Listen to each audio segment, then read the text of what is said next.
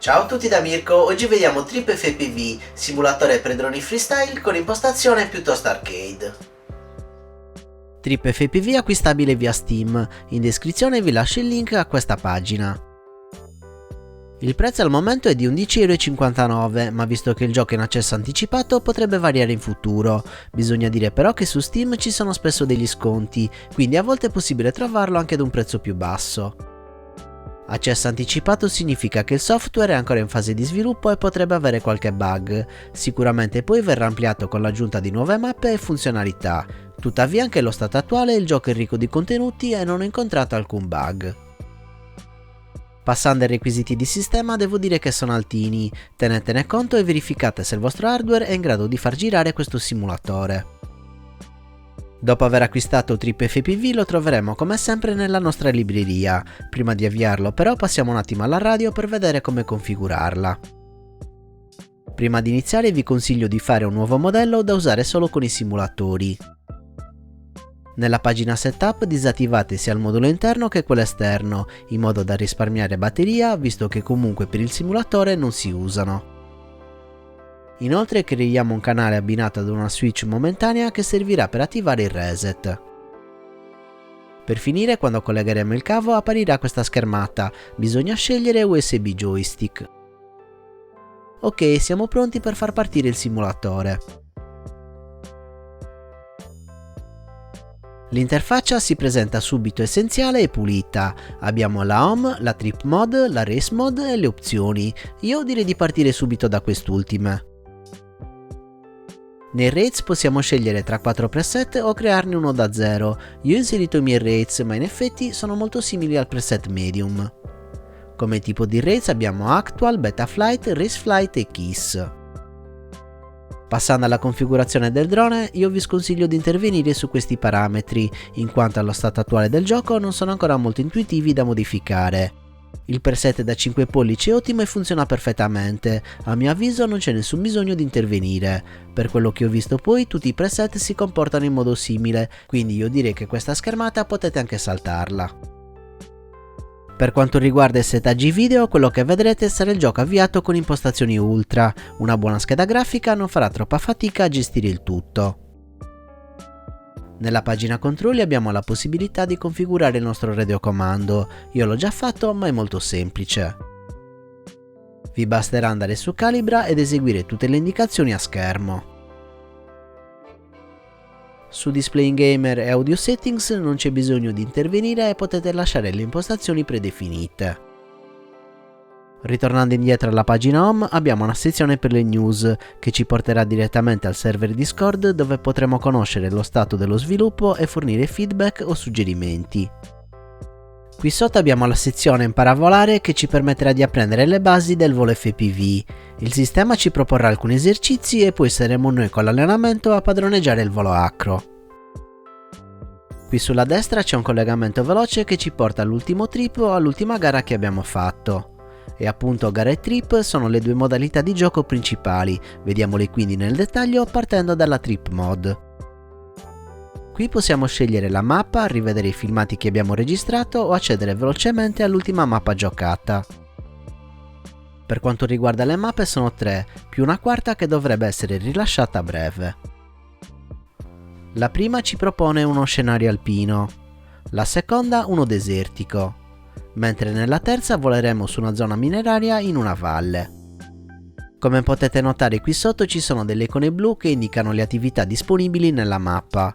Questo simulatore infatti è maggiormente incentrato sul volo freestyle e riproduce delle situazioni che si incontrano nell'FPV cinematico, inseguimenti di moto, auto, lanci con il paracadute, con la tuta alare e così via. Partiamo dalla prima mappa, una volta caricata possiamo subito volare, tuttavia premendo il tasto M avremo una panoramica di tutto quello che ci offre. Per prima cosa bisogna dire che le mappe sono estremamente grandi, quindi possiamo spostarci velocemente da una parte all'altra scegliendo una posizione personalizzata e cliccando su Go. Inoltre la mappa propone svariate attività da fare che vengono elencate nella categoria Scenarios. Abbiamo il base jumping, l'inseguimento di un'aquila, di una moto e di una tuta alare. Si tratta di eventi predefiniti che avverranno in successione e questo timer serve per anticipare o ritardare l'animazione.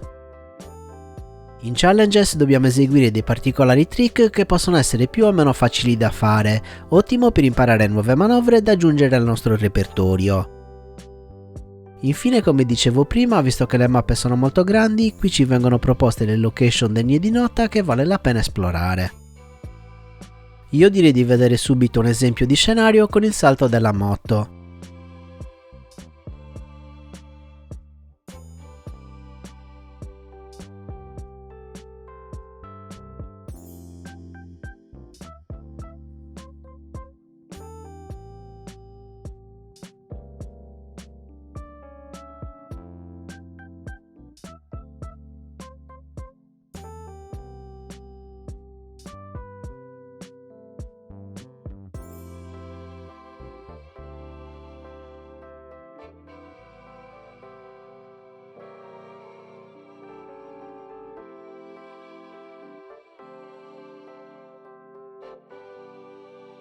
Una volta terminata, l'animazione si ripete da capo. Passando alla seconda mappa, quella desertica, devo dire che mi sembra la meno ispirata delle tre, anche se le cose da fare non mancano. Particolarmente interessante è l'inseguimento della Dune Buggy.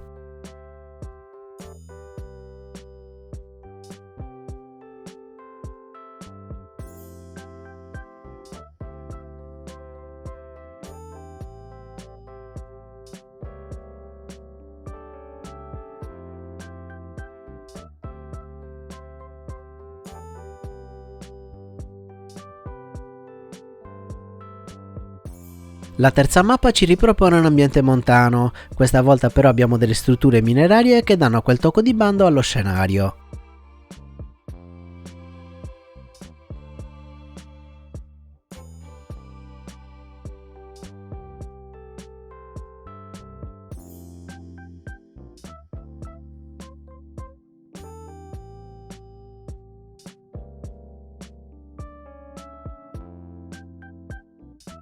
Per quanto riguarda la modalità gara, dovremo completare un percorso predefinito nel minor tempo possibile. Questa modalità è solo un abbozzo, abbiamo solo il giocatore singolo e non è presente nessun multiplayer online.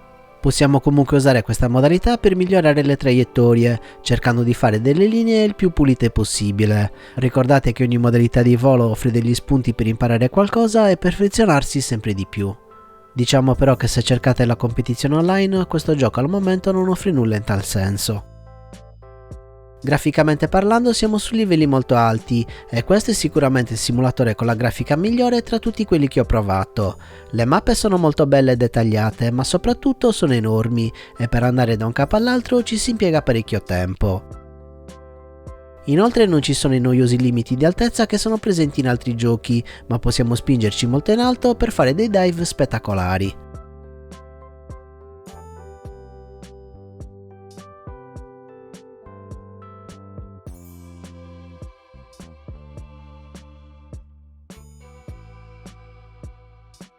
Parlando di fisica, la sensazione che si ha è quella di pilotare un drone vero e ho trovato il comportamento in volo piuttosto fedele.